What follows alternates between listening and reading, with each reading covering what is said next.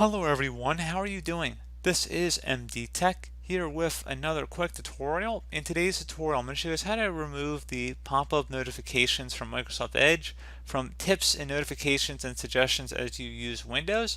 So if you want to turn off these Edge notifications, I'm going to show you guys how to do that. And we're going to go ahead and jump straight into it. And we are going to start off by opening up the Start menu. Select the setting gear icon on the left side where you hover over it. It says settings. Go ahead and left click on that. Select the system tile. Select the notifications and actions tab on the left panel here. And then on the right side, you want to scroll down and select where it says get tips, tricks, and suggestions as you use Windows. If this is checkmarked, you want to uncheck that. And that's all you have to do. So once you're done with that, you can close out of here and the change will take effect immediately. So pretty straightforward process. Do hope I was able to help you out, and I do look forward to catching you all in the next tutorial. Goodbye.